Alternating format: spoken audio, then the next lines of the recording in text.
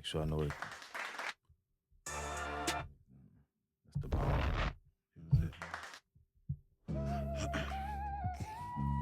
Yeah. You in the convo now. In the convo. Yeah. Don't just listen. Welcome to the convo. You lucky even tune in. Southgate raised me. Now I'm talking to the ruins. Built from pain, stitched faith into ambition. Now my words turn broke dreams into commissions. Every scar got a story, every L was tuition. This the voice of them nights I was wishing. Yeah. You. Lesson to legacy. My lesson to legacy. The convo. The conversation. Where we get that guapito.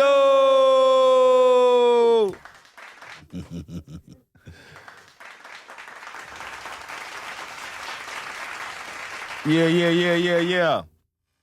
We back, baby. We back. Man. This one right here, man. Before I let him introduce himself, you know, it was already some things that's already had been discussed off camera with my late cousin, my first cousin, man, and man, he told me one story already, and I was like, hold on. We need to stop that. We're gonna save that. Save that. Yeah. But man, I want to welcome my man, Dr. Scott. My man. What's up, baby? Ain't much, man. Appreciate you. Man, I appreciate you. Man, I for appreciate sure. you, I appreciate you, without a doubt.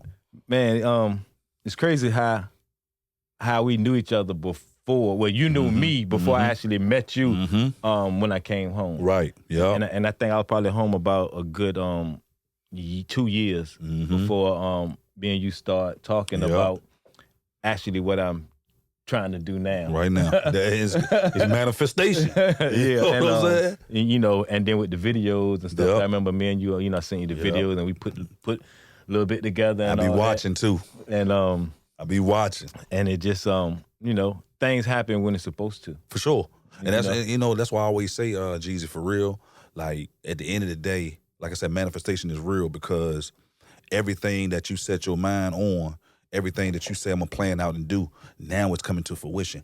And again, like I say, you got 2-3 elite lives into 140-some years. You know what I'm saying? So, man, that's commendable within itself. Yeah. Thank you. You know what I mean? That's commendable. Thank you. But I want to talk about me right now, man. I want to talk about you, man. First, I want you to introduce yourself. And then I need to know, where did the doctor come from? So, my whole thing though, everybody knows me as X, right? So everybody knows me as X. My name is Xvarier Scott, but everybody knows me as X, man. Born originally from Portsmouth, Virginia. I know you have viewers and listeners around the world. For those who don't know what Portsmouth, Virginia is, it's in the southeastern part of the state of Virginia. And we call it Tidewater, Hampton Road, 75775, whatever we call it, because we don't have no county. So that's why 7 cities is spliced up within 7 localities, because we don't have a county like every other metropolitan area. So from there, my my parents got divorced or whatever. So my dad moved to D.C. My mom moved to the western part of the Tidewater, which was a small city called Franklin. That's in the western part of the Tidewater. So it's right there, Suffolk and Franklin, same thing. So that's where I graduated high school from. What high school? Franklin High School. Yeah, Franklin High School, man. Played sports. Just like every other kid. We was a voucher kid. Tidewater Park. Bowling Park, Academy Park, Washington Park, Dorchester. So that's all the localities of when I grew up. Now, when I was in 10th grade, the summertime my 10th grade year, my mom moved to Lake Kennedy. Lake Kennedy is a neighborhood in downtown Suffolk. So that was the last, spot I would call my adolescence. You know what I'm saying? Was downtown Suffolk. So I've always lived in certain environments that conditioned me for the man I am right now. You know what I'm saying? So in the last part of your question, where did the doctor come from? I always felt compelled to make sure that I always reinvent myself. I always had a passion to push the envelope, to go to the next level for anything that might set my goals in my mind to. So I just went and got my PhD. Oh, And I just got my PhD this last June 2024. Gotcha. You know, the sports life, you know, the urban living life, all the club owner life, the NFL, all that stuff, man, was a chapter in my book. Now I wanted to create another chapter, which was the education piece. So I made sure I just went and got that PhD. Okay. So before we actually get into all that, when you said you graduated from Franklin High School, Mm-hmm. Franklin High School. So you went there like your whole term far as from the ninth grade? As high school, at high school. I got to, we left Portsmouth, I got to Franklin going into middle school. Gotcha. Right? So elementary school, that's when we got there, going into middle school, then graduated high school. But again. How was it growing up in Franklin? Like, because I think of, you know, like with the 757, we always consider Suffolk as like the country part. Right. So it's more rural. Yeah. Yes. So how was it growing up out there? To be honest with you, that's why I always.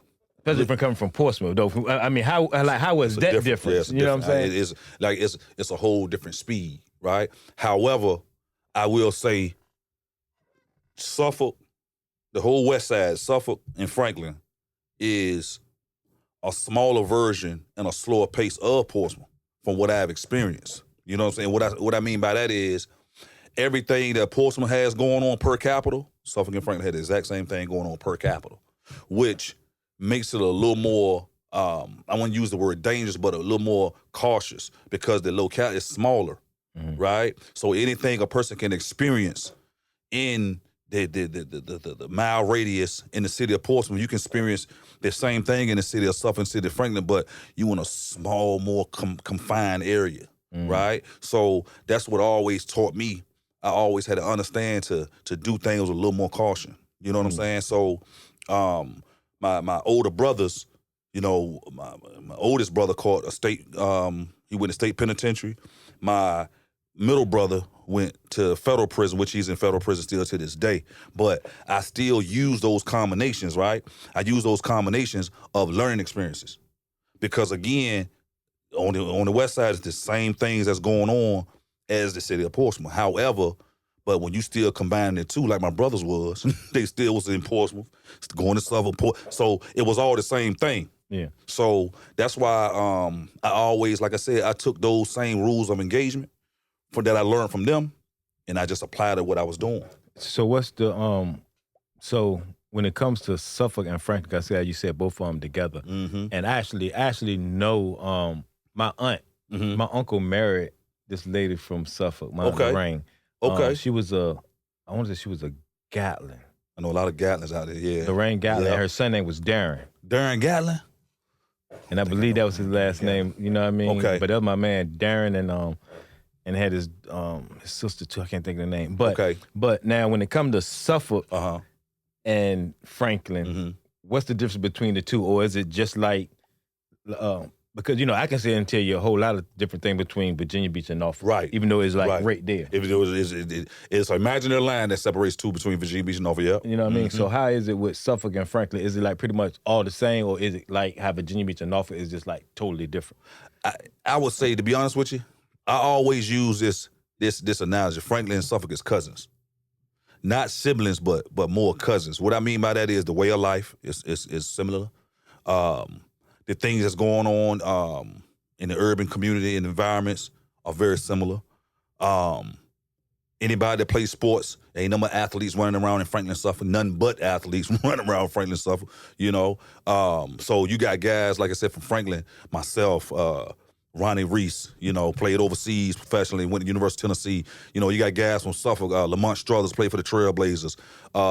Spud, Tony Smith from Suffolk, still holds the college three-point record still to this day. We ain't talking about Steph Curry.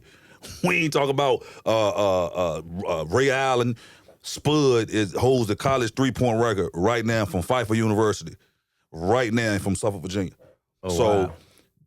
Those combinations, it's all the same. Yeah. The city, as far as the locality, not the rural components, but as far as the locality, the urban localities is about the same radius. So that's why I always compare the two, because it's so similar. Gotcha. So when you say your brother, how many brothers you got? I got 3 brothers. No sisters? I got one half sister, one half brother, but they still my brother and sister. They come out of D.C. When my dad left, my mom and dad split, he went to D.C. He went to D.C. This was like in 83. So, but, and you said you had brothers that got in trouble. Yeah, my oldest brother went to the state. My middle brother went to the feds. So they was doing all that or got in charge and stuff when they were staying in Franklin and Suffolk? Or? So basically, when they got grown, when they got older, everybody leave the crib, do their own thing. So it was living all over Tidewater. And what happened was my middle brother, he went to D.C. when he dropped out of high school. I'm still in high school playing sports and everything like that, but my oldest brothers or whatever, they weren't in school no more. You the youngest? I'm the youngest. So they start, making their rounds. You know what I'm saying? They start making their rounds or whatever. So my middle brother came from D.C. with a whole nother mindset. Because you got to think, during that time, we talking in the early 90s, late 80s. So when we talking that lifestyle, that was at its pinnacle. So you come from D.C. with another mindset. So when he came back home, him and my oldest brother got together and did their thing or whatever. That's when my middle brother went to the feds for the first time in '99. And you was in high school? I was at HU, right? That was sophomore in college. Okay. Yep. So what was the charge for federal? CCE. Oh, yeah, CCE charge? Uh-huh. Oh, wow. I know all about that. You know what I'm saying? For real? So, yeah, because I ain't gonna lie, y'all kind of similar to the same person. But he had a CCE. And out of Suffolk? Or what was the... Oh, yeah? Yep. It was out of Virginia, It was out of, the eastern part of Virginia, Norfolk, whatever. Yeah. But his paperwork come from all over the Tidewater, right? So, and that's why I tell folks, all of it is the same. How long he get? He got, I think they gave him 18 years, but they do it in months. Yeah. So I think they gave him 18 years. He did 15 years, 9 months on the 18, right? Mm-hmm. Then he came home. 5 years, I think it was. He went back. So he's still there now. So he went back off of a whole nother charge? Of a whole nother charge. Messing on probation? Because he had came home, got off papers, got all his rights back. You know what I'm saying? I said, okay, bro, you're moving. Then your feet moving. You know what I'm saying? Yeah. Then he lost his focus again. Feet got stuck in the mud. Like it always do for some people. Yeah. Yeah. And where it do, I mean to cut you off, where actually it do for a lot of people, but then it's all about getting them feet back going. You know what I mean? Going. And not trying to figure out ways to unstick it without going back. You know what I'm saying? You know what I'm saying? Yeah. So I get it. You know what I'm saying? I definitely get it. But then there's a lot of times too, like with me, right? I came home and my main thing was I don't care what nobody else got. Right. You understand what I'm saying? Right. And that's why guys who come home from prison, a lot of them can't take the young boy riding past with a nice car. He got all the bras. You know what I'm saying? You think he got the paper, he got this, and you sit back like, damn, I used to do that. You know what I'm saying? He used to be 4 when I left. Like, yeah. You know what I'm saying? So that makes, that it's hard for some people. Right. Me, I'm different when it comes to that because, and I said I'm better. Right. I'm more focused of when they ride and past looking at that, I'd be like, damn, I wonder what he do. Yeah. And that's not no negative stuff. I'm just wondering because I'm like, I'm trying to figure out what it is you do so I can try to make the same thing that you're actually doing. There you go. You know what I mean? Make it work for me. You know what I mean? But if you're doing anything else, that's cool too. That's right. But it's not going to make me want to jump back out there trying to keep up with you. You know what I'm saying? Because that's what it's about. Go downhill. It's all about trying to keep up. There you go. So when he went back, I know it had to be a thing of disappointment. And I'm saying that because absolutely. Your mother and your father still alive? Yep, my mom and father still alive, yep. But hold on, so before I get to this, so what was that conversation like though when he left and when he came home and went back, right? And how did you handle it dealing with not wanting to follow in your brother's footsteps, right? And staying focused with trying to make it out, you know what I mean, without doing that, you know what I mean? Because we already know with us growing up is either sports or hustling. That's you know it. what I'm saying? That's like it. we ain't thinking about being the doctors, the Yep. lawyers, Yep. none That's of a that. fact. You know what I'm saying? So how did you stay focused on saying, man, I don't want to be like my brother. I want to do that. That's a good question. Because it was just certain things, Jesus, for real. It's certain things in me. Only thing I want to do was play ball and deal with the girls. So I seen what the crews do. You know what I'm saying? I seen what the cliques do. I seen what comes with that, right? On both sides. I seen what the user goes through, how they, destroy themselves and their families. I seen what the distributor goes through and how they destroy themselves with the family as far as getting the time, right? So I just never wanted to duplicate that, right? However, shit, my brothers or they homeboys, whatever, like, look, I need 4 tubs.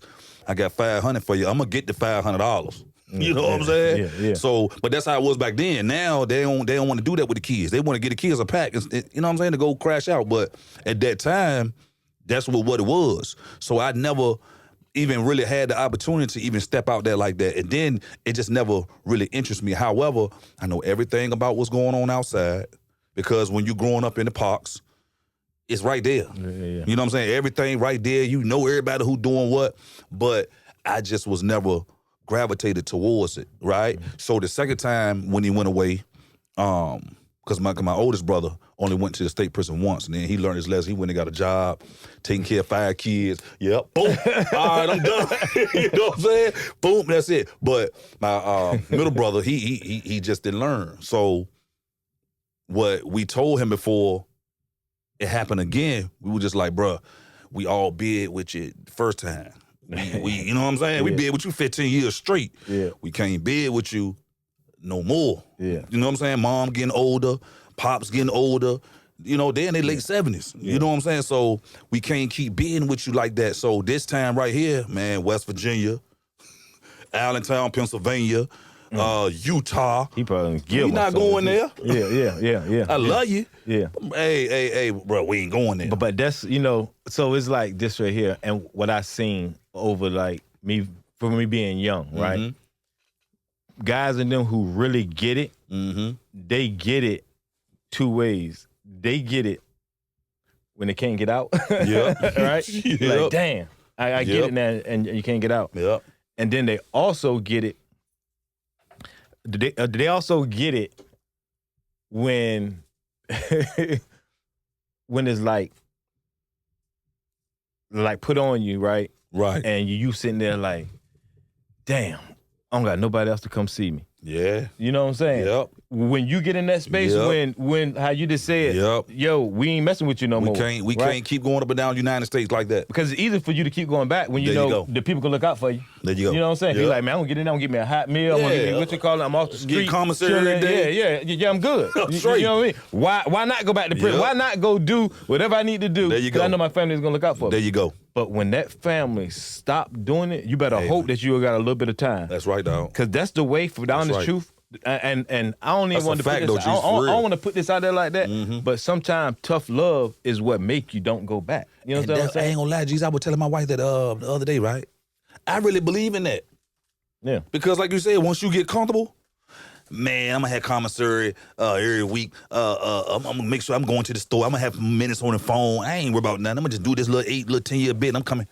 But when you are in Utah, or I forget that the little town in West Virginia, when you weigh them mountains, man, we not coming. Morgantown, all that. Yeah, all that stuff, man, that USP, man, we not coming. Yeah. But at the end of the day, I just hope that he learned this time.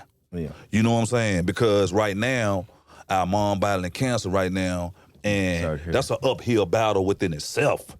Yeah. And it's crazy that she told him, she said, baby, if you go away this time, you don't even know if we gonna be here anymore. And I said, I had to turn my head, because that joint shook my whole insides. Yeah. But look what she going through now. Yeah. And right now, we don't even know what the outcome that gonna be.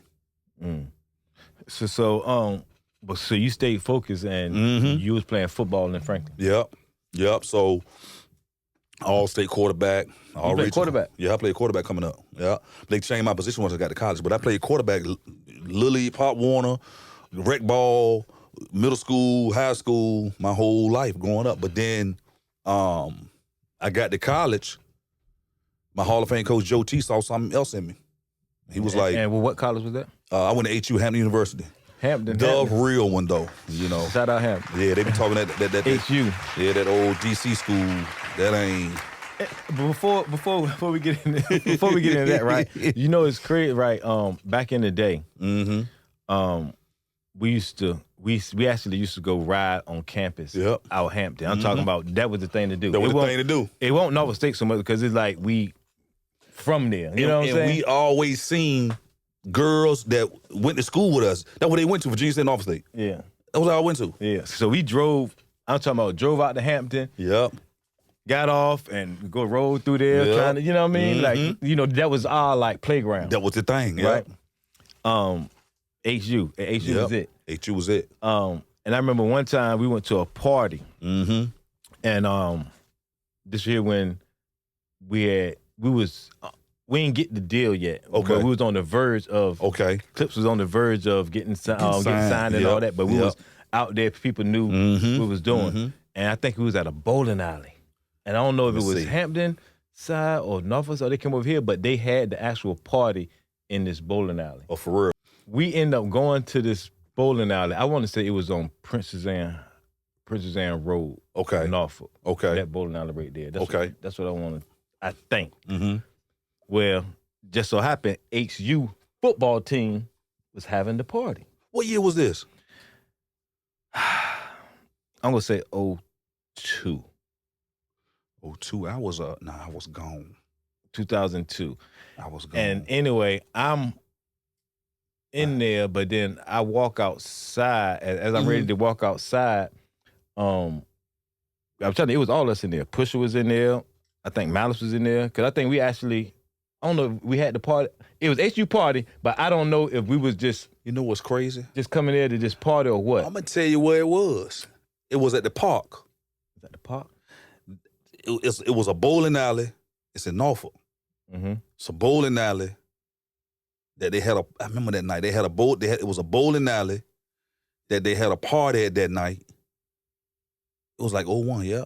And it was at the park. And when I tell you, it was a big fight. I remember that. And I'm looking, right? But you know, I'm used to... I remember that. I'm used to fighting in like, you know, in the group setting, everybody, That's you know, crazy. just banging out, whatever. I remember that.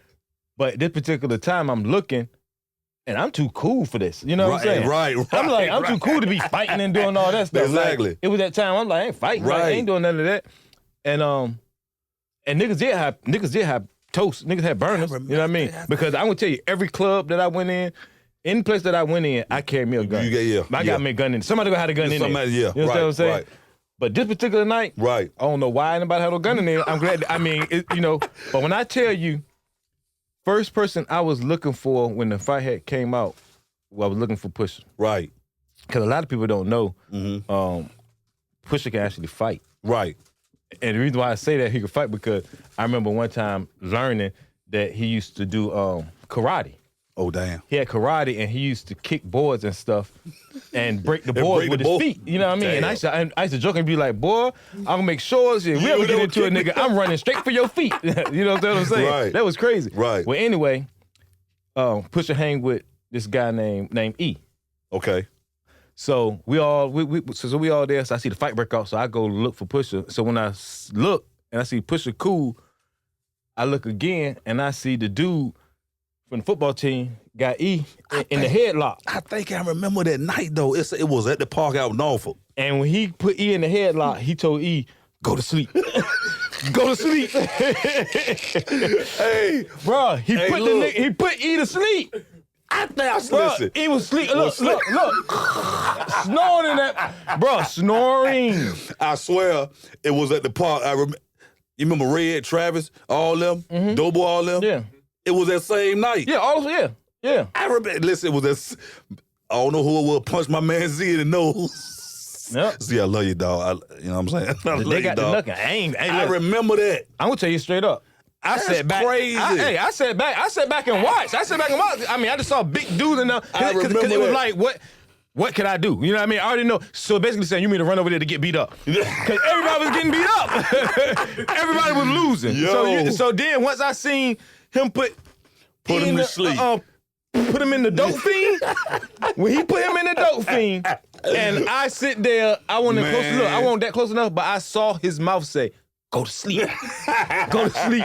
And when I tell you, he chopped out and went straight to sleep. Went straight to sleep. I don't know if he was faking or not, but that nigga went to sleep. I remember that night because the fight lasted about 20 minutes. Man, listen. And it went outside. We was at the park. Look, I thought it was over. I'm outside already chilling. All of a sudden it came outside. I'm like, oh, shit, it's still going on. It's still going on. Man, that was on like 20 minutes. Yeah. Came from the inside. Yeah. I remember that. Then it went outside. I remember, damn, that's crazy.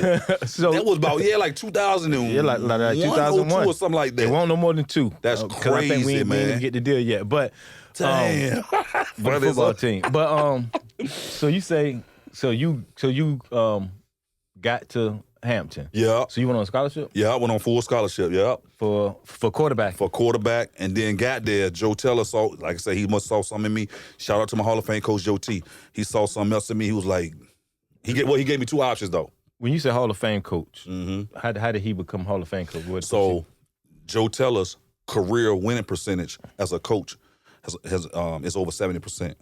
So everywhere that he's coached, he's won 70% of his games. Gotcha. So he was once the president of United Football Coaches Association. And that's the biggest coaches association in the United States. We talking college and NFL coaches. He was the president of it. Even right now, still to this day, he's on the college football selection committee, right? So this is just a Hall of Fame guy. So he got inducted to the Hall of Fame, if I'm mistaken, like 3 years ago. Gotcha. And all us went down to Atlanta or whatever to a ceremony. He was in the class with Peyton Manning and a couple of other guys. That was his class. So he know football. So he saw something I didn't. But what he did, give me the opportunity to compete for the job.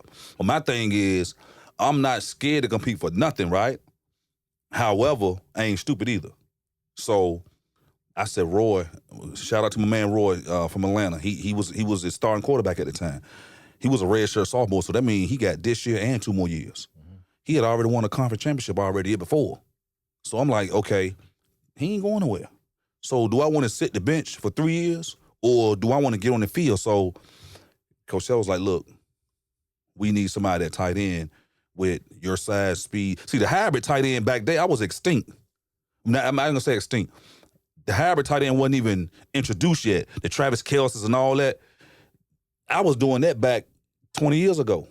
But I was ahead of my time. 6'4", 235 pounds, running the 4.4. They weren't ready for that. You see what I'm saying? So Coach Teller put me at the position of tight end. So I just took it and ran with it. So you went to Hampton before Elizabeth City? I went to Hampton first for 3 years. I played for HU for 3 years, right? Kids, listen to me, kids. When you at these institutions, man, on full scholarship, keep the main thing the main thing. I didn't keep the main thing the main thing. I was trying to get me some money. I was running them girls, you know. I was going back across the bridge, you know, with my brothers or whatever, you know, seeing what's going on over there, Norfolk, Portsmouth side, Suffolk side, was, you know what I'm saying? So I really wasn't concentrating on what I need to do as far as my craft is concerned. I was just going on strictly talent, right? But I didn't lock in on what I needed to do. So my GPA dropped. You got to keep a 2.5 or better to keep a Division I athletic scholarship, right? So my GPA dropped. And when my GPA dropped, now I'm no longer eligible to play Division I. So the crazy part about that is when Joe Teller called me in the office and told me that I was no longer eligible to play Division I, he had to let me go. But this how crazy God worked, though. Our assistant head coach, Coach Wright, shout out to Coach Wright. Coach Wright had just got the head coach out of Elizabeth City because I ain't know where I was gonna go, right? So he got a head coach out at Elizabeth City State University. Shout out to East City down in North Carolina. I went down there. Shout out. Yeah, shout out to East City down in North Carolina, man. So I went down there starting in August. Never been down to Elizabeth City State University to go to school or whatever like that. But still, shout out to them because they gave me an opportunity. Mm-hmm. So when I got down there, it was like I was in foreign land. I was like... Did it remind you of Suffolk? Yep. Right, that's what remind me of. Yeah, I know. Real talk. I know. That's what remind me of Suffolk. That's what remind me. It was like Suffolk with a university in it. Yep. That's exactly what it reminded me It's like of. you can just keep driving and then you would think you're still in Suffolk. You still in Suffolk, yep. That's exactly what it reminded me of. As soon as I got down that job, I was like, oh, okay. But college-wise, I was like, damn, because again, I came from HU, Norfolk State right over here, ODU right over there, Crystal Newport right over here. You know what I'm saying? Mm-hmm. So when I got to Elizabeth City, it was just Elizabeth City. Yeah. On nothing else but that, right? But I made the best of it. Yeah. So that first year you went there, you got on the field? Yeah, first year I went there, got on the field because I only had 1 year eligibility. And it was so I had to make it work. And it was tight end. It was tight end. Tight end, then Coach Wright moved me outside to receiver a little bit more, to get a little bit more film. Yeah. Because at the time, like I said, film on you. I ain't had that much film outside. Yeah. I always had film at tight end. Yeah. So with that new system, he started putting me outside a little more because I was decent. I had decent speed, ran a 4.4, but a guy my size, 4.4, I'm burning. Mm-hmm. You know what I'm saying? At 235 at the time, I'm burning. But shout out to Coach Wright for understanding and what he saw as far as my talent. You know what I'm saying? So I just got down to Elizabeth City, man, and just understood why I'm here.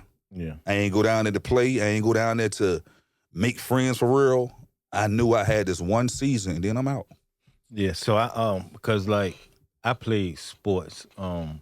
I played sports for Bayside Junior football, and then when I got in high school, I didn't want to play football, but I made the high school basketball team. Right. And I played high school basketball. So then I had my little cousins and them all coming up after me. Mm-hmm. So I used to do this tactic of making them keep their grades straight by them not even knowing. Right. By how I used to pay them for every touchdown. That's what you want right there. All kind of stuff. I used to actually because I had two cousins under me who actually ended up being my co-defendant too. Right. J Mac and Ray. Man, that's my brother. And they one played quarterback, one played tight end. Mm-hmm. Out Bayside. Out Bayside, mm-hmm. And like I say, I made sure like they stayed the course then. Right. Yep. And it was a time we was talking about off camera that I knew J Mac had went to Elizabeth City to play football. My brother. And what you telling me you was down there, I'm thinking our first time talking was, or me even seeing you, was when I came home in like 17. I think we met. Because everything was a blur. Was back 18, then. 19. You know what I'm saying? Yeah, so everything was a blur. You just informed me of that right there, that you were there during the time. Mm-hmm.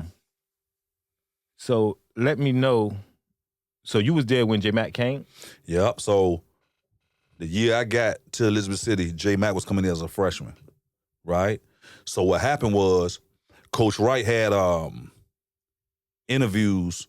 Well, not interviews. Well, he just was vetting a lot of the freshmen that was coming in, the incoming. So at the time, it was like 6 of us that transferred from Hampton to Elizabeth City State, right?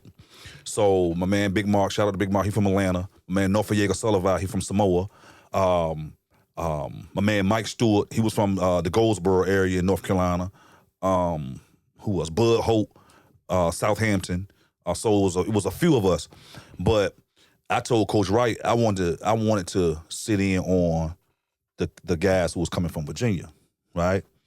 And because I'm gonna know not everything about them, but I'm gonna relate more. Could it come from where you come from? Could it come from where I come from? So I'm gonna already have an understanding. J Mac was the first one I met from Virginia, man. That's my listen. That's my brother. Rest his soul. But that shit hurt me too. But when I met J Mac, we instantly clicked. So now I'm gonna give you another story. I'm gonna give you a story we talked about off camera. So he always loved music. Me and him love music. He'll come to my room. Only thing we did, blowing smoke. Listen to music. After practice, we blowing, listen to music, right? Listen to music. So he was like, "Look, I want you to check something out real quick. I want you to check something out and listen to something." Man, he hit play, right? It was Sizzler. It was Sizzler. And it's crazy because I never heard Sizzler before. Never heard of him, never heard his music or nothing. It's reggae. That's reggae for the people who don't know who the artist Sizzler is. So now, I said, man, now I'm hooked. right? I was like, well, you put me on to it. How you get put on the sizzle? Because again, we from the same place. The Tidewater ain't was so big. So we from the same place. So I'm like, I didn't know about it. Yeah. He said, man, my big cousin, man. I said, okay. He was like, my big cousin Jesus put me on Sizzler. Get to the point. That's the song too. That's the song that too. was That's it, the first song. That's the first song I love. But go ahead. But he was like, man, you know. And you got me tearing up, man. Everything. Just thinking I about already it. know, man. But let's go ahead, though. Yeah, my bad. That's my brother, man. And we had a lot of good times riding listening to Sizzler because of you. Because of you. Yeah. Rest his soul. That's my brother. So he came in, and I still got the news article. I got a news article with him quarterbacking, and he dropping back. Dropping back. You know what I mean? White, blue pants, white jersey. Yep. I never forget that jump. So you remember that game and everything? Everything. It was muddy. It was raining. Yeah. It was raining. And look, let me tell you what's crazy. Hey, rest of my teammates, I'm sorry. But it is what it is. I told J Mac don't throw the ball to nobody else. Hey, look, we get in the huddle. Man, Joe, General Bird, love you to death, big dog. Well, we have some good times. Dropping the ball because you're scary. J Mac, don't throw him the ball no more. You know who to throw me the ball, man. And we gonna enjoy this game. We gonna win this game. And then we gonna do us after the game. Don't throw that ball over to him no more. But that was our relationship. Yeah. That was our relationship, man. He always looked at me as family. And like I say, the reason why I know for sure he looked at me as family, I'd have met everybody. I'd have met the siblings. I'd have met your mom. I'd have met his mom and his dad. I'm going to tell you a story about, I got a ton of stories. Tell you a story about Pops.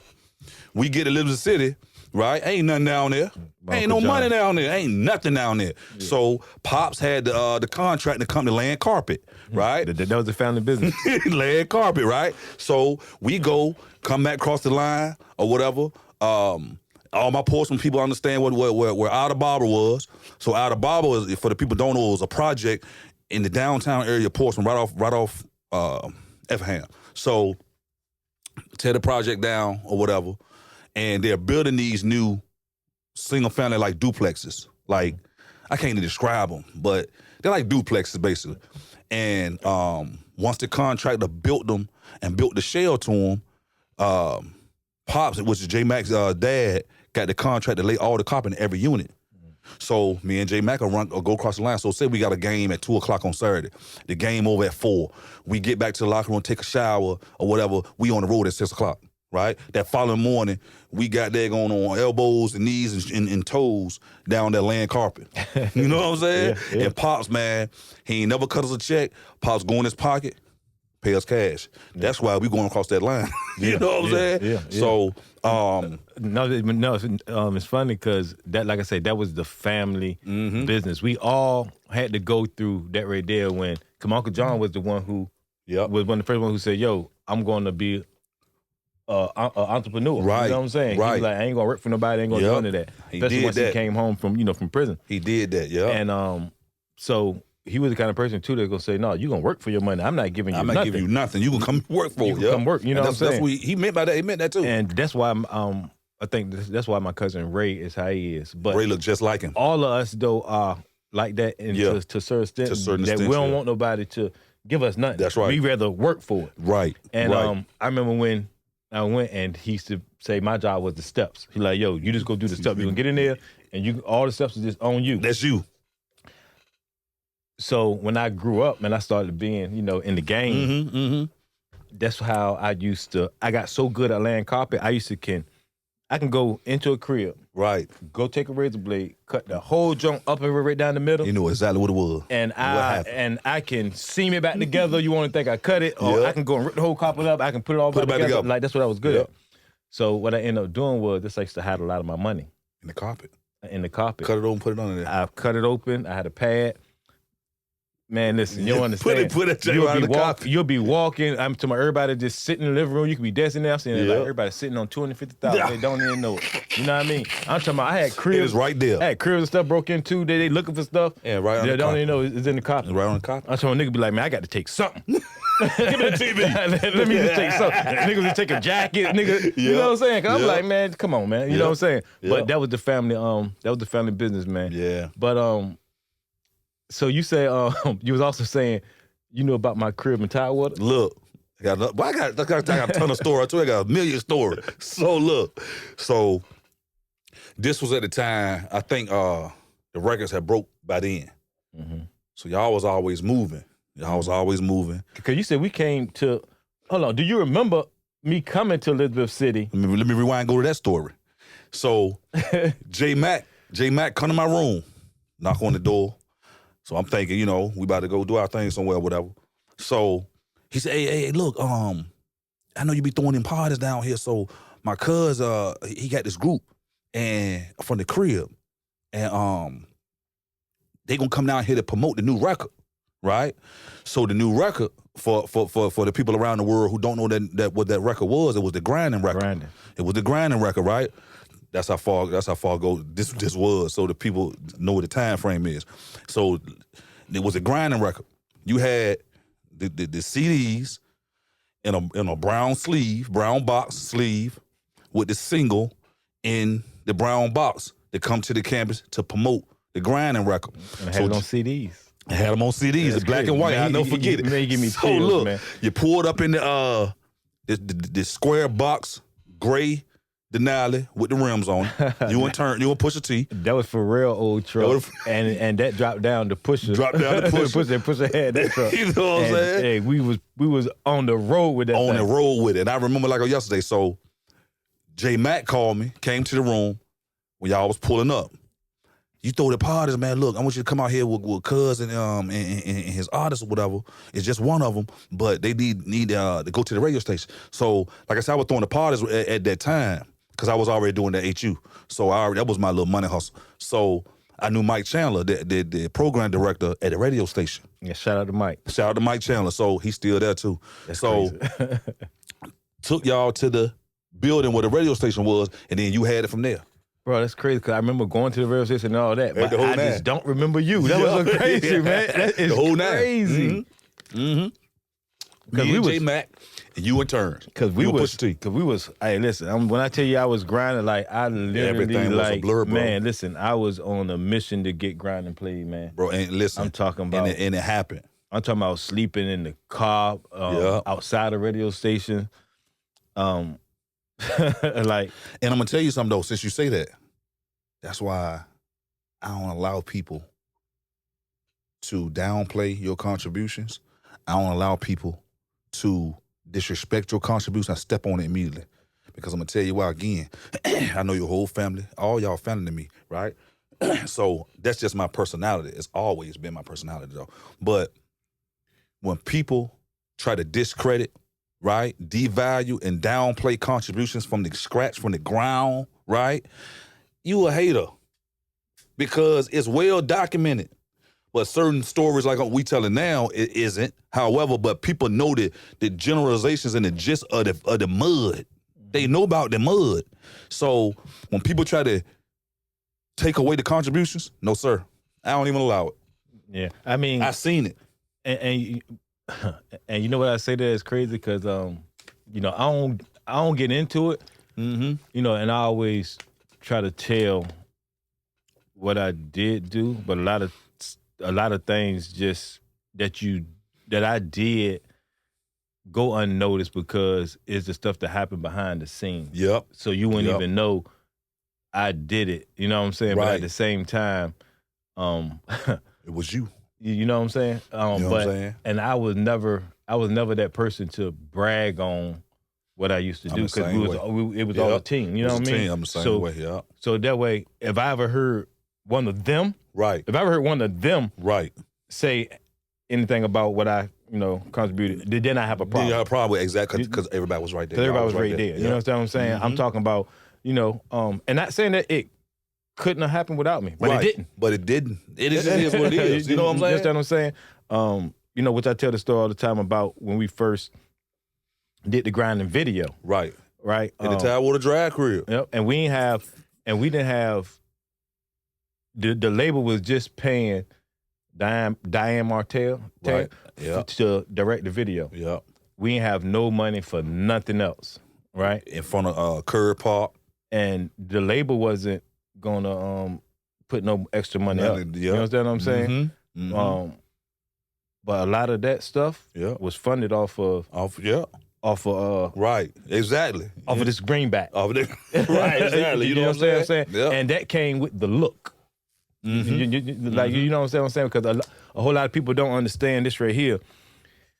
It's all about how the look looks to make you like it. That's right. To make you buy in. There you go. To it. You understand what I'm saying? There you go. So you can have a person that rap. Right. Like a lot of people are great with rapping. There you go. Right? You understand what I'm saying? But now is when you're looking at a person rapping, what the story is, what it looked like. Right. You understand what I'm saying? It got to go together. It got to go together. Yep.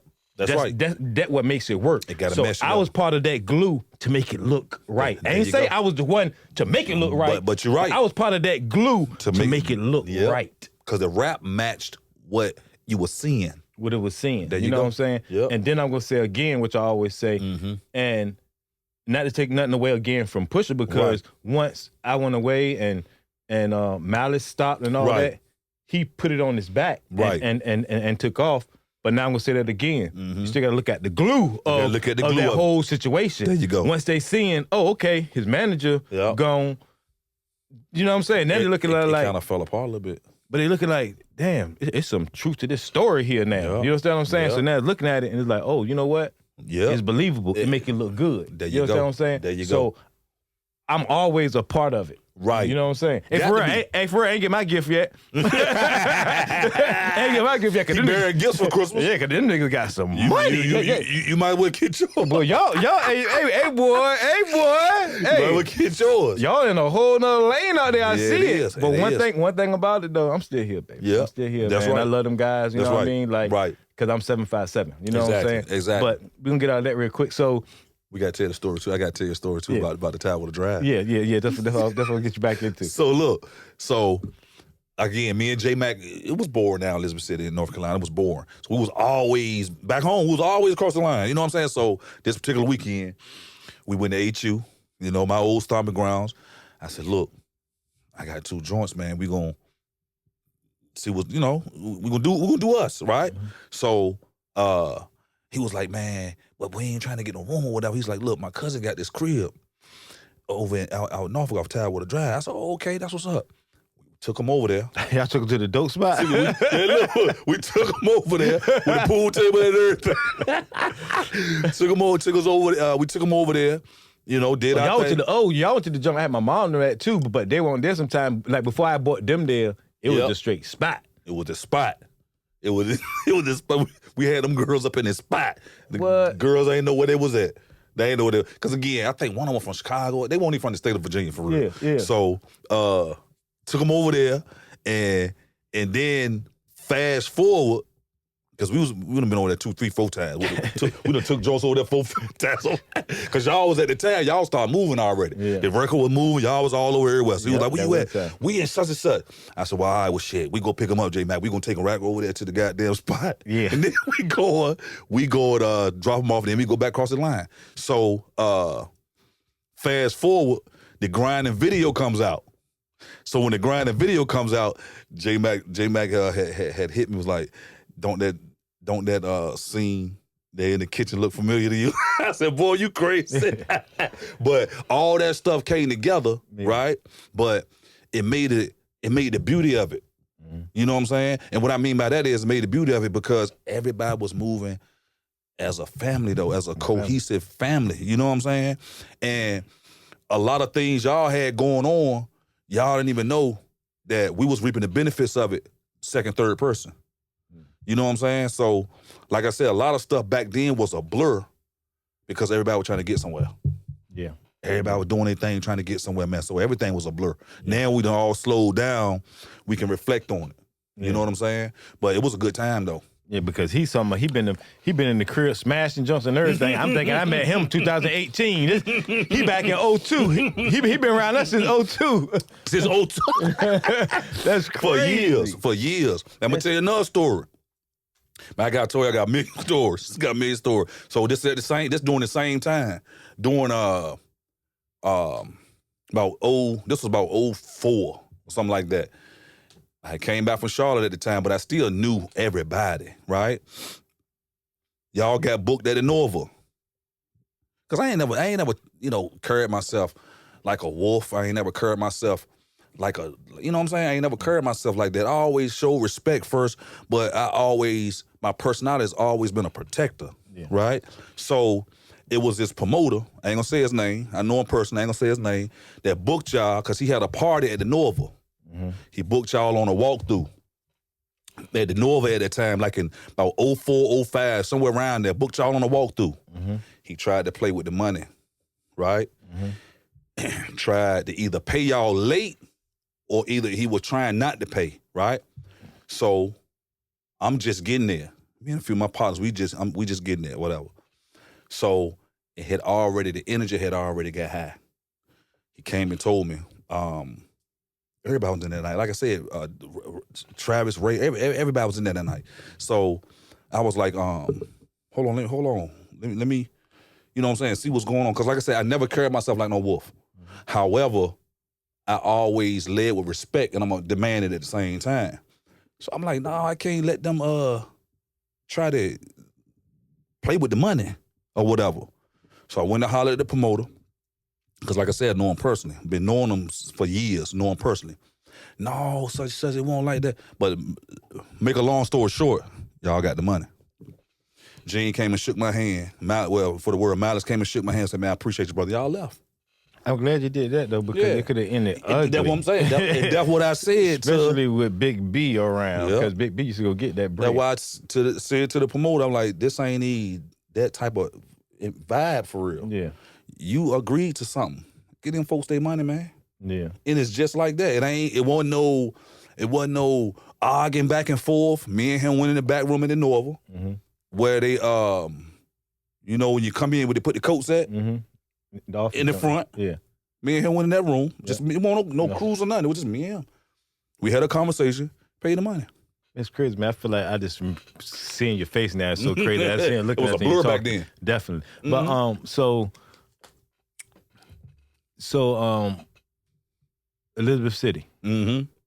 So what transpired after that, far as, J Mac? Yeah. He, the honest truth, I don't even remember how his college career even ended or just stopped. I just remember him just coming to me, right, and just saying, it's so crazy because J Mac used to watch everything I used to do. Everything. I mean, it was just everything crazy. And it was just me and J Mac was damn near the same person. You know what I mean? Yep. He gonna act like I act, he was me. So one day he came to me and I'm about to go out to go make a move. Right. And I go walk outside and he's sitting on the driver's side. Of the car. You know what I mean? And I walk out and I'm like, what you doing here? What you doing? You know what I mean? He said, I want to make sure you straight. Right. I said, you want to make sure I'm straight? I said, you want to make sure I'm straight, little nigga? Right. You know what I mean? He said, because you be doing everything yourself. You the driver, you the thinker, right? You the shoot, you everything. You do everything. You know what I'm saying? And he was like, I'm gonna drive for you. He said, I'm gonna take that part away. You know what I mean? Responsibility off of you. Yeah. I'm just gonna drive. You just tell me where we need to go in the whole nine. You know what I mean? Yeah. And that's how it actually started. So I used to actually just pay J Mac just to drive. You didn't do nothing but just to drive. Right. He started saving his money. Right. He started saving his money. You know what I'm saying? And he started saving his money. Next thing I know, because I never wanted that life for my cousin. That's right. You know what I'm saying? That's right. But my way of thinking was wicked. Right. And I was just like, I'd rather you learn it from me than anybody else. Than going to be anybody else. You know what I'm saying? You asking about it, and I already know you're going to do it anyway. You understand what I'm saying? Yep. So a lot of people say, man, well, how can you do that and stuff? They feel like I'm supposed to just go ahead and let them just crash. I never agree with that. You know what I'm saying? Because he going to do it anyway. He do it anyway. So, and I knew that he was one person that I can trust out of anybody. That's right. You understand what I'm saying? Right. Till this day, like I just got chills.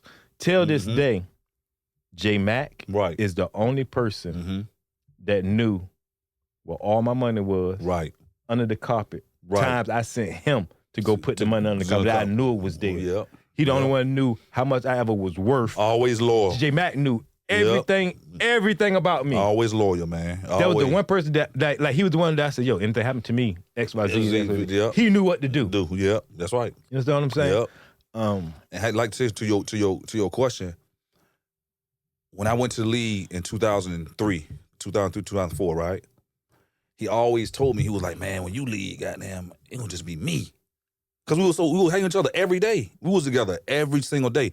But he was younger than me, right? So when I leave, obviously I'm gonna leave him behind. I said, well, look, whatever city I get to, whoever pick me up, you already know every weekend, you and whoever, y'all come on, right? So Charlotte had picked me up and moved down there. And that very next season, that's when he said he let it go. So you walked on to Charlotte? No, I was an undrafted free agent. So if you don't get drafted in the first 7 rounds, you're gonna have to be an undrafted free agent. So whoever on the draft board, so let's say Charlotte got 10 tight ends on the draft board, right? They drafted 3 tight ends. Now the 7th round is over. Now them other 7 tight ends is still on the draft board, and now they're gonna pick out of those 7 who they want on their team or in the training camp to see if you can make the team. So where was you at doing the draft? When it was doing the draft with my brothers, my mom, just family. Yeah, I ain't had no draft out or nothing like that because I knew I wasn't getting drafted. Yeah, so you already So you already knew what your goal was, that you was gonna go there and you was gonna walk on. I knew I was gonna go there as an undrafted free agent. I knew I was gonna go there and make the team. In my mind, I'm gonna go there after I make the team. I'm gonna get a 6-year deal, $85 million. In my mind. In your mind. It didn't work that way. How did it work? Like what? As soon as they told me I would cut, so let me get the people how that worked. Yeah. A lot of people get blinded when they heard them 3 letters: NBA, NFL, MLB, right? And FBI.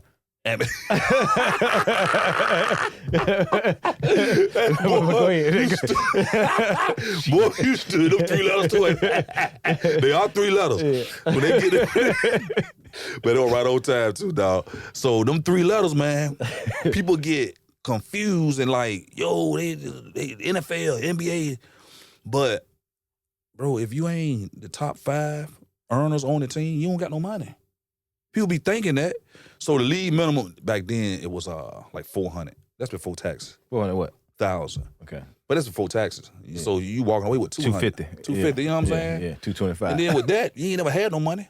Trying to look out for mom. You done bought you a little beater to get around. You gone. You know what I'm saying? You in the club every night. You in the steakhouse for dinner every day. You ain't got no money, right? So you hoping that you can live off loans against your money now. Well, a lot of dudes doing too. But people don't want to talk. Yeah, exactly. They don't want to talk about that part. Oh, I'm scared. Oh, yeah, guys, forgive me for letting the truth out, but it's the truth. Yeah, got to let the kids know. You know what I'm saying? Yeah. Guys will go out here, make league minimum, get a loan against the money, right, and keep doing it. That's why when you get cut, you go bankrupt. You got a bunch of debt. Damn. Think about it. A lot of guys, right? Let's say when guys get in trouble. I don't want to, talk about nobody's name, but let's say when guys get in trouble and you thought they had a $100 million deal, but as soon as they get in trouble, the first thing they do is file bankruptcy. Because that's all they ever did was kept getting loans and borrowing against their money. That's all they ever did. So now when something happened and the money stopped, I don't got no money. All the money is the credit. That's why you think a person, man, he just signed for $150. He ain't got no money. But that's why I put up the other day, I put up some on the rappers, on how a lot of people think rappers is like this so rich, or you want to become this artist. Right. You want to become this artist so you can become rich, not even really knowing the actual game. Because it's a game behind the game. You know what I mean? Because like you said, that's why all these artists and stuff is getting in trouble. So a lot of times, people be like, man, how come person got all this money and they actually getting in trouble? Yep. That tells you they don't got that money. You go. You know that's what I'm saying? Because the average person with money, you're not going. You want to stay out of trouble. You're not doing that. You ain't doing that. You're not doing that. Like, you know what I mean? People who don't got money gets in trouble. It gets in trouble. That's just what it is. That's just what it is. That's just what it is. Broke means trouble. Means trouble. you go try something. you go try something. In between, you go try something. That's what it is. You know what I'm saying? Like, That's just what it is. Because I can be broke right now. It ain't gonna mean trouble for me because how my mind is trained is there like, you go. I'm already like, well, shoot, man, maybe I need to go to Walmart or something. See what I'm saying? Well, I got to try to figure it out. You know what I'm saying? But 20 years old, I'm gonna call my man G. 25 years old, them jokers gonna try something. They trying. If you 25 to about 30 and you ain't figured it out yet, and you done got a little something money, you gonna try something. Mm-hmm. So how was the tryout though when you went? So that was a good experience for me, man, because at the end of the day, like I said, Smitty, Julius Peppers, all these dudes, and that was during that year, during that time. Yeah. It was the first time that they was building that Super Bowl run, and I missed it. That Jake Delhomme was a quarterback. That was a year. I'm there with the guys in the locker room in the beginning of the season, but they won. They went to Super Bowl that year. I ain't get the NFC Championship ring or nothing because I got cut. You see what I'm saying? Yeah. John Fox was the head coach. People don't even know John Fox from here. John Fox from Virginia Beach. John Fox from Virginia Beach. Head coach at the time with Carolina Panthers, he from Virginia Beach. That's how he knew everything about my background. Elizabeth City and Hampton University. He said, yeah, I already know. Coach Applewhite was the offensive coordinator. Wow. Head coach John Fox was from the beach. That's why he took me out of those 7 tight ends on that draft board. Shout out to John Fox. And I ain't got no respect and admiration, love for that man. Still to this day, he from Virginia Beach. Wow. Yep. And we had that conversation when I got there, but I never knew that about him. Then you remember he had heart surgery. Then he went and coached the Bears, I think, and then the Broncos. Then he retired because he had a bad heart or whatever. But he's still living though. Yeah. But shout out to Coach Fox though. But he right here from the beach. But that experience told me a whole lot about life. When you think you made it, you way far from it. Because I thought I made it. Yeah. I'm in training camp, I'm in the locker room. I'm going out with these jokers. They the ones got the contracts. Yo, you ain't got no contract yet.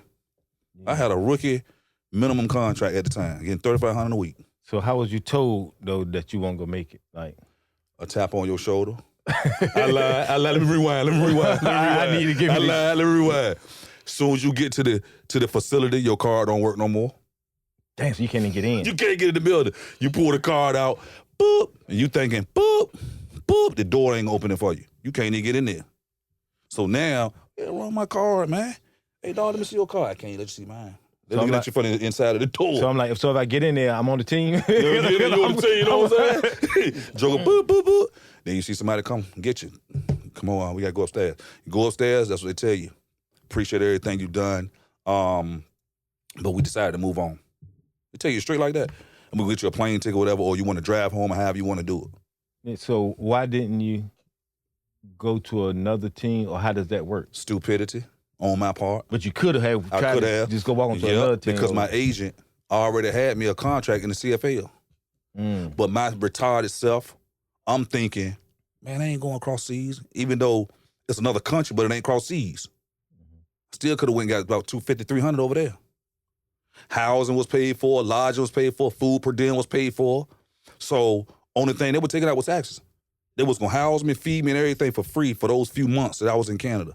But I wasn't thinking right then. So you rather took a donut? Yep. Because what happened was, for me, I was already getting a little money. I was getting more money outside of football than when I was playing football at the time.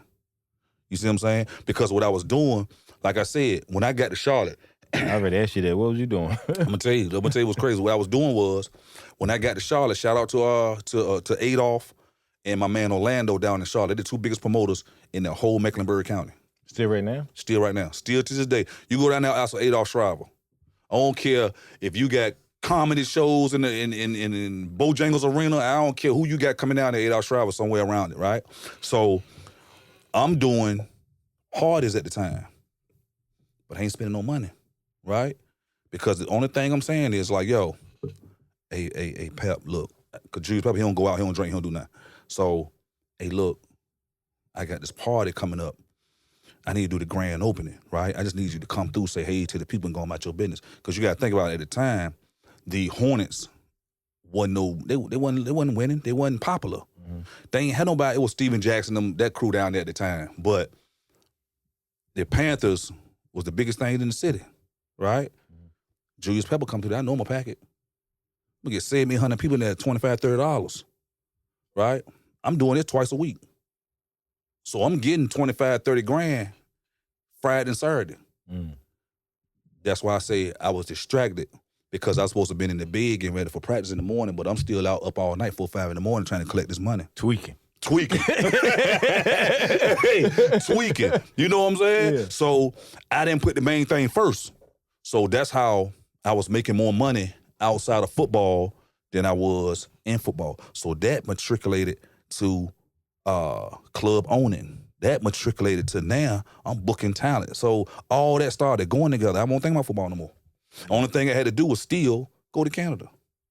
And that's how normally most of that work, guys, them get distracted on making some money and then losing focus, thinking, man, well, why I need to go do that when I got more freedom here? There you go. And taking that first, getting cut for the answer. Like, man, bump that then. Like, did you ever have a doubt that to say, well, maybe you weren't good enough?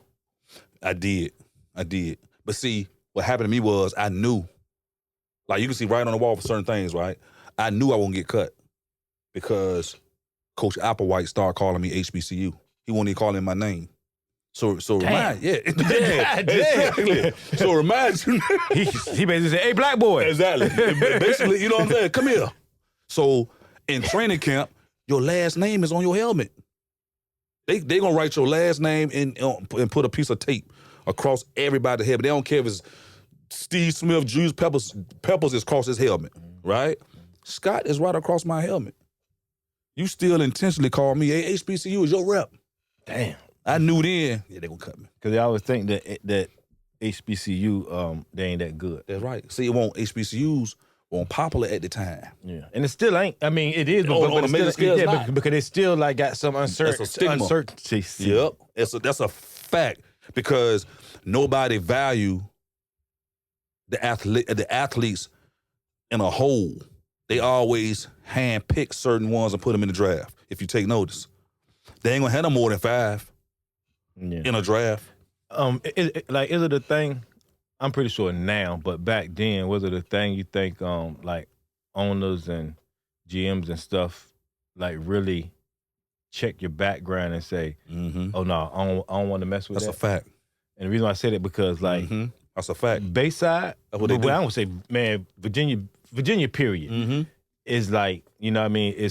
We got so many athletes that's like, who even came through who didn't make it. But for my city in itself though, man, I know so many people that I watched through high school and junior high playing and people I played with who was just good. Because I was good. Right. But I knew people who was better than me. Right. And I was good. You know what I'm saying? That's a fact. So I was like, now I know they're going to make it, but they didn't make it based off of the simple fact of always being in the hood. They brother, them getting in trouble. There you go. You know what I mean? Because they really do that background check. That's what they do. They extensive with that stuff too. A lot of them got FBI agents doing it for them. Especially a lot now. of teams. Absolutely. Now it's way more. Man, they pull your file from elementary school. Oh, you got suspended for 3 days in 3rd grade. They know all that about you. Yeah. Because they got to give you the money. They're about to give you the money. They want to make sure what you're going to do, what you're going to do right by. Yep. So I can see that. Yep. And your friends and all that stuff. It been too many Jamarcus Russell stories. Yeah. Gave you $40 million, man, and you go to prison. You see what I'm saying? So a lot of times they scared to do that again. Yeah. That's why I tell the cats, man, the young guys, the days of NFL, NBA, all that coming to the hood, that's almost over. But that's the same thing for the music, though. So, like they gotta understand, artists, labels, especially with these days. Right. They, back then, it was, okay, let's get to you. But then they caught on to say, man, I ain't giving nobody no record deal because I'm going to give you this money and you can go to jail. You going to jail. And then you saw how all Gucci Mane artists, every time he signs somebody, they go to jail. Somebody, they go to jail. There you go. Like I said, Pooh Sykes, he just came home. Yeah. But now it's like they give you, you'll make yourself popping. Right. Right? Yeah. So they're willing to go ahead and take that chance, right? Because now how they going to make that money back is off your streams and stuff like that. There you go. So they're willing to go ahead and take that chance, you know what I'm saying, on getting you your paper and all this because they already got a system that they're going to actually get it back. That's a fact. You know what I'm saying? But before, just screaming and all that stuff was big. They look at it like, we're going to give you this paper and then we just going to take a loss. Yep, because you're going to jail. Because you're going to jail, you know what I mean? And you're getting this money and now this is the same thing about like selling drugs, right? Guys and them who come up in the street and they're out there slinging, you have to understand what makes a person always gonna be in that game until they get caught. Right. You will always be in the game until something happen, right? Yep. Right? Whether that's prison or death, right? Or death, either one. But you gotta realize, but I'm gonna tell you the reason why. Right. They always jump out there and live outside their means. That's true. So now, That's true. as you still going, right? Mm-hmm. You got to make more money to keep up with the lifestyle. There you go. The more money you get, you go and get something else. Yep. Whether it's a car and you got a car note. There you go. Whether it's a crib. Yep. You know, so all the stuff that you're accumulating, right? You don't have no main job that's coming in. There you go. So what you're doing is now is you're trying to keep up. So now you're saying, damn, I got to keep on hustling. I can't even go take a break. I can't go. A drug dealer can't go take a vacation. You can't go. The average drug dealer who actually go on, who's not like kingpin status and actually really working. The average drug dealer cannot go and chill. Right. Once you go and chill, you're going. Yep. You know what I mean? So you keep on hustling. You keep on going. Yep. So it's a revolving door. So you're like, damn, this nigga, do he got any money? It's like you got money. But you're living outside the means. You're living up here and your money is down here. There you go. So now you're going to keep on hustling just to, you know what I mean? I call that chasing the carrot. That's right, though. Because the more stuff you acquire, the more stuff you got to pay for. Yep. Because it's chasing the carrots. So like, I'm going to explain, look, how old are you? 13, right? You're going to turn 13, you're 12. I'm messing with you. You know, you my guy. So is this thing, right? You got this donkey. Right, to a point, you've probably seen a picture of this, right? But if you haven't, I'm gonna give you this image of what like farmers and all that stuff go through. They take this donkey and they put a harness on the donkey head, right? And they dangle a carrot in front of the donkey to get the donkey to work. Oh yeah. So as the donkey is working, because he's working by his feet, and as he's moving, he's dropping the seeds and all that stuff down and all that stuff. So as he's walking, he's chasing the carrot. He'll know that he can't get the carrot. You know what I mean? So you're chasing the carrot and the carrot's in front of you and you're never going to get the carrot. Yeah. That's the same way it is when it comes to guys and them who's in the street. Right. Doing whatever it is, feeling this thing of the world, putting this carrot in front of you and you're just chasing it. Yeah. And you're never going to get the carrot. That's what that's called, by chasing the carrot. Chasing the carrot, you're never going to get it. You ain't going to get it. And that makes sense too. So then that's why you're looking right at it too. Yeah, I don't chase no carrot. Yeah, I don't blame you. I ain't chasing no carrot. I take the harness off. Right there. I'm gonna move. I'm gonna move. That's right. You understand what I'm saying? Yeah. Chasing the carrot. You're right. And that's the best thing to do. And hey, man, listen, I tell you, it work every time. That's the best thing to do. But so after the NFL, so you get cut and you start doing the parties and stuff. Yep. Right. You said you was in Charlotte. Yep.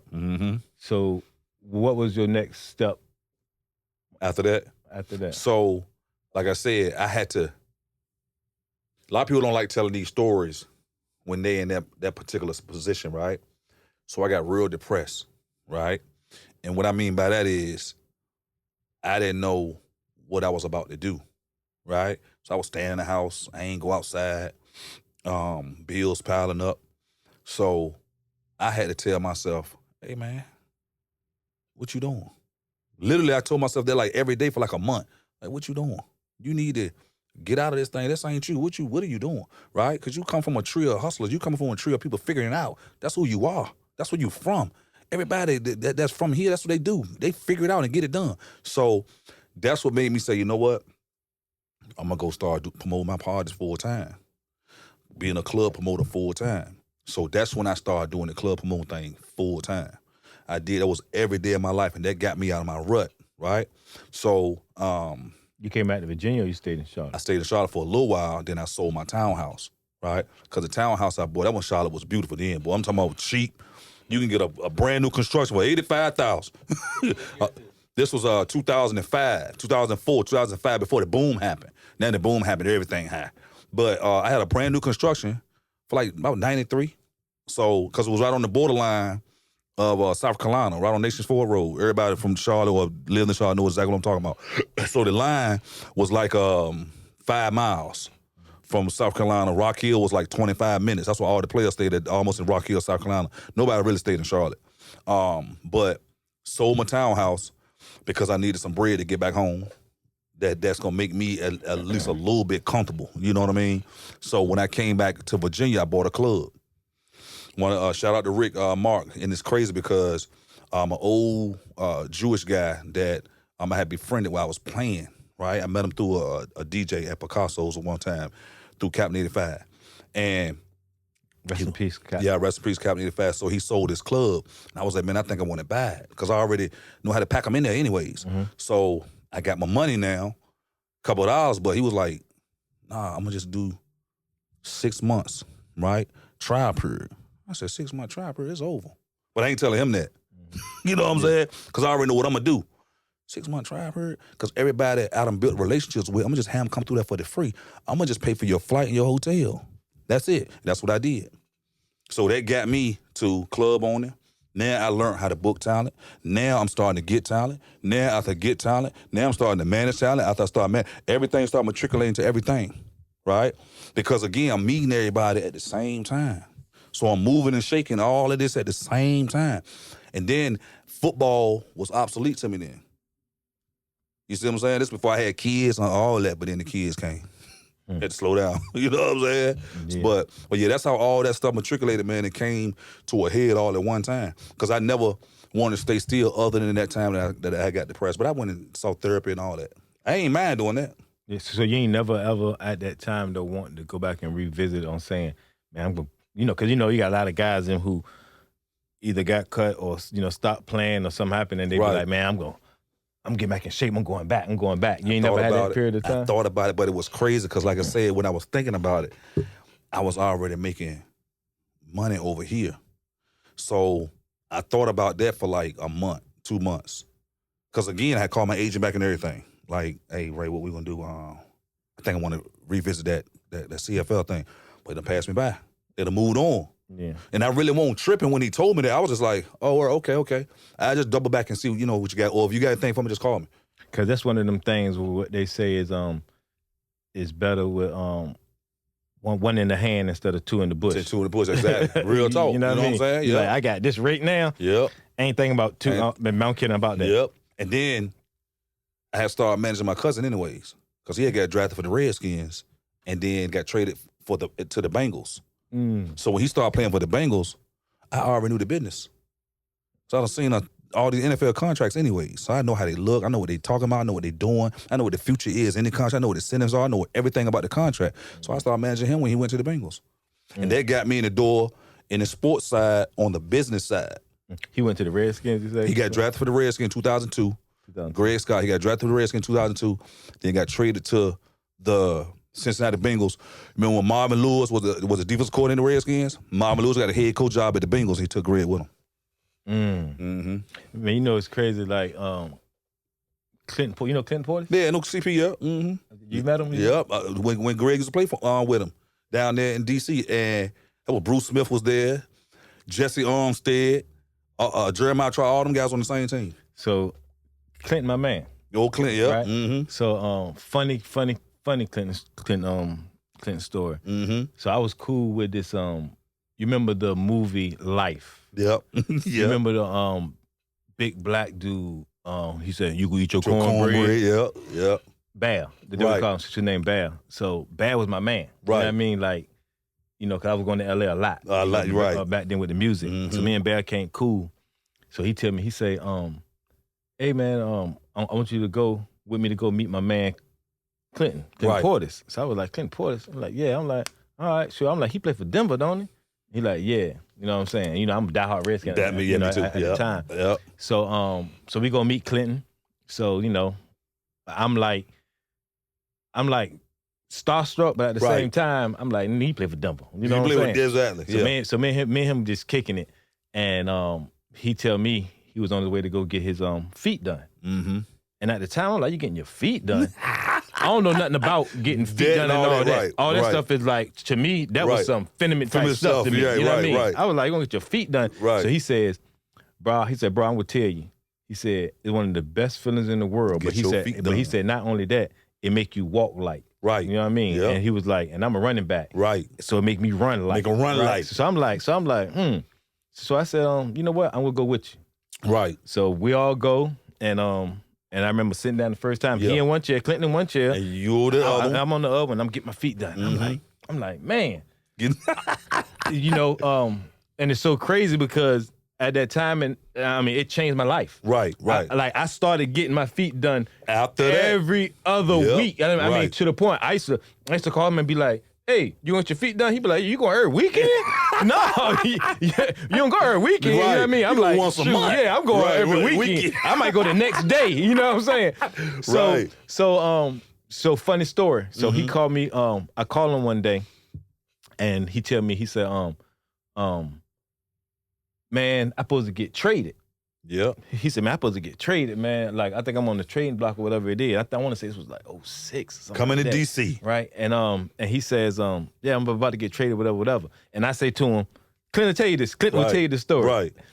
He say, so I say, man, I hope you get traded to the Redskins. My exact words to him. I said, I hope you get traded to the Redskins. And he was like, yeah. He was like, man, I ain't trying to hear that. This is what he said. And then he went. Boom. About not even a week later, he called me up and he said, boy, you jinky mother. I said, what? He said, nigga, I'm going to the Redskins. Going to the Redskins. I was like, what? I'm on the phone screaming, what? Boy, I can't believe it. I'm like, what? Yeah. So I was ready in the mix of, couldn't wait for him to go. Right. XYZ, you know, and but I know I would give me some tickets. Exactly. I'm not gonna have my tickets and all that, this and that. I'm even hitting him like, boy, I can't wait. Wait to get there, yeah. I need to be in the booth. That's right. I need to this and that. Clinton saw how I was moving. Okay. Right? Okay. He didn't know exactly what I was doing. Right. But he saw how I was moving. Right. You know what I mean? Because now you gotta imagine during this time. Right. The transition from when the Clips was going through the label drama and all this was happening then. Yep. So now I'm out in LA. I'm out in LA. I ain't going to no meetings. Nothing. I ain't got the Clips with me. You already know what I'm doing out in LA. You know what I mean? Tree. So and I remember one of our last conversations, Clinton told me, he said, hey man, like, you just want to be careful, bro. Like, you know, he dropped a whole bunch of jewels on me, man, on just trying to stay focused and doing the right thing. Right, you know what I'm saying? Yeah.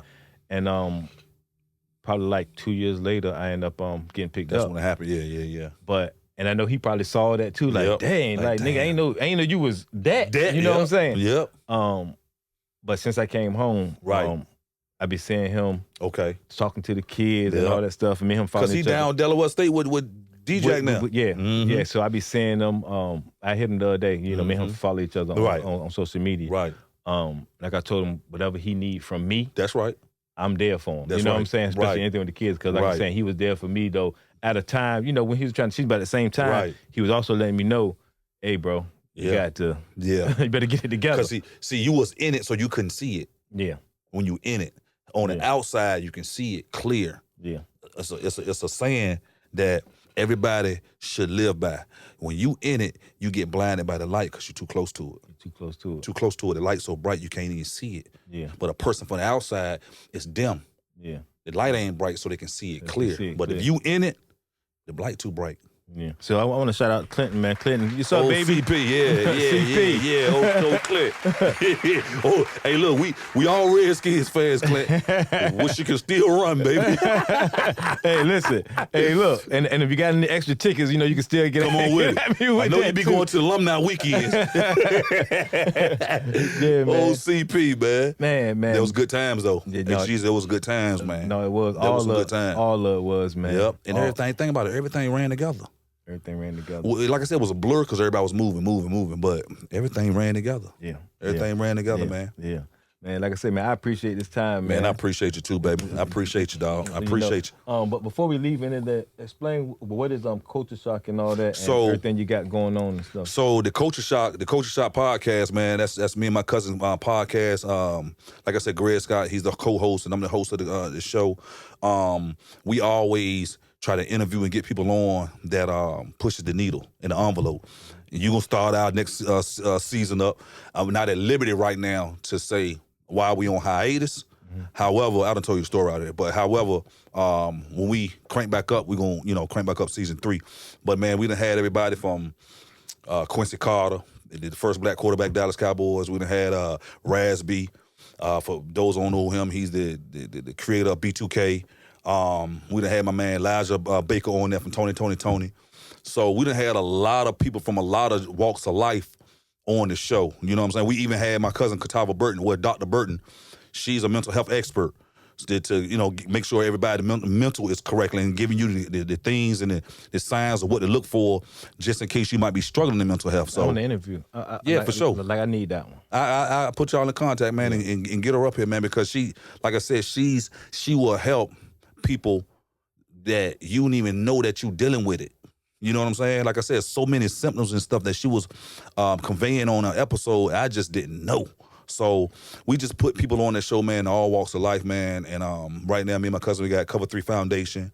We reach, teach, and feed at-risk youth from all over the Tidewater, man. And right now, we have 4.5 million healthy meals and snacks that we done served since 2015. You know what I'm saying? So we 10 years plus in this thing, man, and we just say it's a blessing, and it's a blessing for us to be a blessing. You know what I'm saying? I just got my PhD June 24. Just continue to grow. You know what I'm saying? Man, just continue to elevate and grow, man. And it's crazy because I don't want to, get emotional with that, but me and J Mac always had deep conversation about evolution. Always listen. When you sit back, doing your thing, whatever people call it, blowing or whatever the people call it. When you sit back doing your thing, your mind a lot of times go to another realm, right? So the conversations we used to have, it was always deep as hell. And it won't really never about surface stuff. That was our bond though. Because we used to call ourselves unicorns. So everybody was listening to, oh, Lord, there they go listening to that stuff, or there they go, you know what I'm saying? Mm-hmm. But that's why we was together every day. But those type of conversations about evolving and evolution, we just got to learn how to tap into it a little more as a culture, because we're not in tune with legacy and evolution. We just want to live for right now. We just want to get a couple dollars. The moment. And you know what I'm saying? But if we tap into evolution, man, and pay more attention to legacy, I think that'll carry over to our next generation. You know what I'm saying? Yeah. So that's why I always want to encourage people. So that's basically what I got going on now, man. I done slowed down a lot. Got 3 kids, so that definitely slowed me down a lot. You know what I mean? I don't move around as much.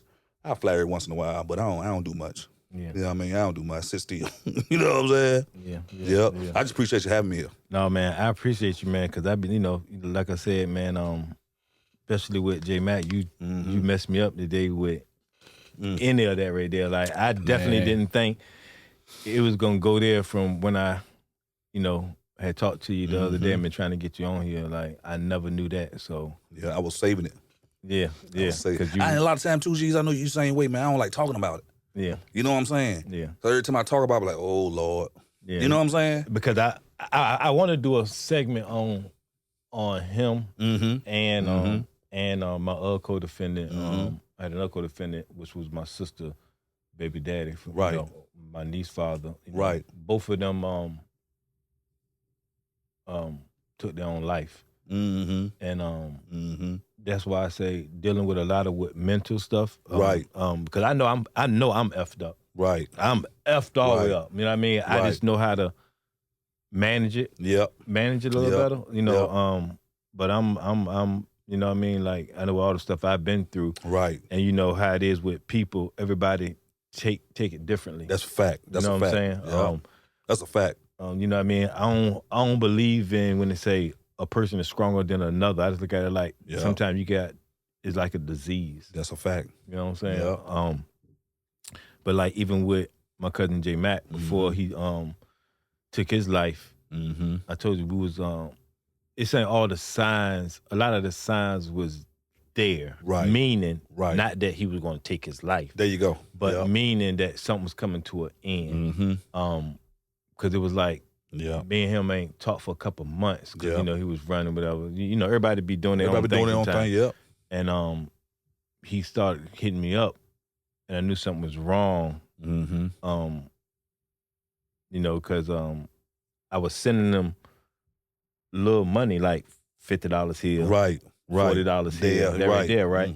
And then when I end up seeing him, he I ended up touching his waist. Right. We was doing something and hugged him, something, and I touched his waist, and he had the gun on the side. Right. Right. And I was like, Like, what you doing? Yeah. What you doing? You know what I'm saying? Yeah. I said, you need that? He was like, man, it's crazy out here, right? I was like, it's crazy out here or something else going on. Right. But he don't really get too much into it. Yeah, that's his personality, yeah.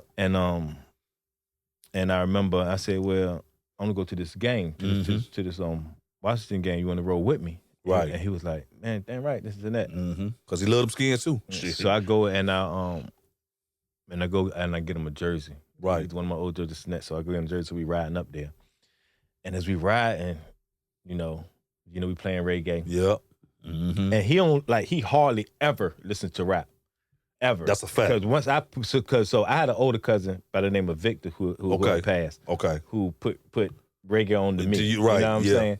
And J Mac was even there during that time too, like when he was a little younger. Right. So I was following behind Victor, and he was following behind me. That's right. So but his whole love for reggae just went crazy because mine was once me start managing the rap group. Now I'm also still rap too. So that kind of kept me in that lane. So he was still listening to Sizzler just like he was the first day. Yep, that was his guy. And we was riding, and he sent me. He said, "Yo, I want you to hear this song." He said, "I'm gonna sing you something." And he sent me a song by Sizzler, and the name of the song is called "Take Me Away." And that's tough. And at the time, I'm not thinking I know. I'm like, "Take me out," but I'm listening to the song, and I'm like, "That's tough." Man, that ain't hard. You know what I'm saying? Yeah. And he sent me a rap song by this other guy, that was dope. I can't think of the name of this artist, but it was real dope. He was just said a freestyle over the what's called. No, as a matter of fact, he liked the Conway, the Machine too. Okay. You know what I mean? That's why I was like, wow, what you doing listening to rap? So it's like a lot of like this signs and stuff was actually there. But I will say this though, and I'm gonna leave that alone for a minute. A whole lot of people thought that he wanted to take his life. You know what I'm saying? And that he was suicidal. And, you know what I mean? Like, but I just don't think that was the case. I really do think either. He just, back was against the wall. Yeah, and things happen. You know what I'm saying? And things happen. It just was, because like you said, last time we was out, we was just getting a drink and out to eat or whatever. He just kept stirring space. I had called him like 4 times. J-Man, oh, my bad. So, like I said, I don't think, who knows, but I don't think he wanted to do that to himself. Yeah. I from knowing him, the intimate conversations, intimate situations, I just can't see it. I just can't see it. You know what I'm saying? And then we had a lot of plans that was because I got text messages and stuff that show that I was trying to put him in a truck. Yeah, you know what I mean, I was like, yo, I'm gonna go and put, because when he first said that too. Because when he first came home, I put him in a truck because he was driving for you. Yeah, he was driving for me, but he had just had the twins and all that stuff, and so his wife, she had wanted him to be more home because you've been gone, so which I understand that. Right. That would really messed up my marriage. Right. For me just being on the road and gone. Yeah. You understand? A woman wants you to be home. Especially when you used to be a hustler. And now you're home. By just having a job that's anywhere except for being home, it's like you still away in prison or you still want to do the same thing. There you go. You're out of sight, out of mind. They want you in that bed. Every day, all day. Every day, all day. In the morning when they wake up, and when it's time for them to go to bed, they want you to go to bed. You might be downstairs, go to bed. You know what I'm saying? But but a lot of times that's just not what we about. Right. You know what I'm saying? Right. And just being on the road right there, like I said, that really like one of the things that messed my whole marriage up. But J Mac, we had plans, man. Right. We had a whole lot of plans and stuff because when he had stopped and he went back and started working. Right. And he ended up getting to see the heirs and all that stuff. I hate to say a lot of things happen for a reason. So without just saying that, I just look at it like everything is just written. I think that, and that's why I believe that since I was 10, 11 years old, everything is a journey and everything has a genesis and an ending. Yeah. You know what I'm saying? And that's why, when certain things happen, I ain't gonna say I'm immune or numb, but when certain things happen, right, I'd be like, So it eat me a little bit, but then I keep going, right? Now, again, that might be a symptom of, some mental health issues, but we all got trauma, right? Mm-hmm. But we deal with them different. You know what I'm saying? I always deal with my trauma. I just keep moving. Yeah. You know what I'm saying? Like I said, so like right now, we having a conversation, but if I talk to you next month, that'll be the next time I talk about J-Mac. Because stuff like that, I know me. I go home, sit in the house about 2 months. You know what I'm saying? I don't ever want to be there again. I don't never want, because I done been there before, and I know how I feel. When you don't want to go outside and don't nobody see your face. You don't want to go outside, face nobody. You don't want to go outside, talk to nobody. You're going to sit in the house. Let me ask you a question before you get here. You had said one time before, and I didn't ask you, it just hit me. You said you was going through depression. Yep. Right. How was that like, and how did you bounce back? To be honest with you, I never been in a place like that mentally before, because it's like I said, you doing something that you've been doing since you were 7, 8 years old, and then overnight, boom, it gets cut off. You in a lifestyle that you dreamed of, all of a sudden, boom, it gets cut off, right? So I don't know how to respond. My structure is forever gone. I'm always waking up at 5 o'clock in the morning, 4:45, because I know where I got to be. That's no more. I don't have, a facility to go to no more. Like, everything has stopped. So in my mind, I'm saying to myself, I don't know how to deal with it. So again, I'm running from myself. At this point, I'm literally running from myself, but I'm running from myself in my mind. Shut the blinds, close the doors. I ain't go out my townhouse for like 2 months. You see what I'm saying? Look, the female I was dealing with at the time, she used to always go, get me food or whatever. I ain't never need to go get no food. She'll go get it, bring it to the house. But I snapped out of it because, again, I had to tell myself, like, what you doing? This ain't you. Like, you always know how to figure it out and go get it. And that's what made me snap out of it, though. But I never would have thought in a million years that I was going to be subjected to depression. I never thought in a million years that I would have to go and schedule what do you call it? A therapist. You know what I'm saying? Mm-hmm. But now I'm sitting down with a therapist. It wasn't no Zoom back then, so I had to go to the actual facility. That scared the hell out of me. Because I don't know what this going to be about. So now I'm paranoid. I developed anxiety and all that stuff from that stuff. But it's crazy because when I developed anxiety and got diagnosed for it, I never took anxiety medication either. I got myself out of that. Because everything up here, that's all it boils down. Everything is right here. So I had always start again running from myself. But I'm running from myself in here. Like I say, man, congratulations, man, for even making it up out of it. You know what I'm saying? And, man, keep on doing what you're doing, man. Just gonna keep going, dog. Like I was saying, I appreciate you, man, for just, even for when I came home, man, and reaching out, man, and just, for sure. And just you was always one of the ones that called me and just always just said positive stuff. Yeah, man. Like you know what I mean? And just told me that you really appreciate what I'm doing and keep on going. Keep going, dog. Like, regardless of what. You know what I mean? So like I said, I appreciate them calls, man. You know what I'm saying? That Convo podcast, that phone call gonna come. Manifesting that. Yeah. Do you want me to buy it or license it? How you want to do it? We'll talk. I'm manifesting that. Because today's price. It's not yesterday's price.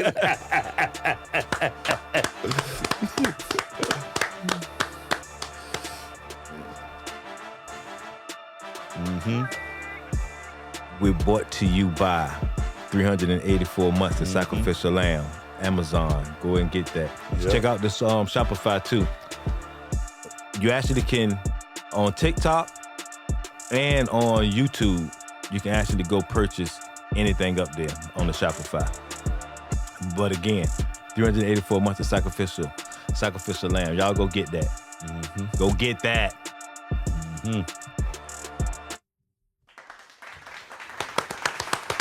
Ew. Yes, sir. Yeah. You in the convo now. Yeah. Don't just listen. Welcome to the Convo, you lucky even tune in. Southgate raised me, now I'm talking to the ruins. Built from pain, stitch faith into ambition. Now my words turn broke dreams into commissions. Every scar got a story, every L was tuition. This the voice of them nights I was wishing.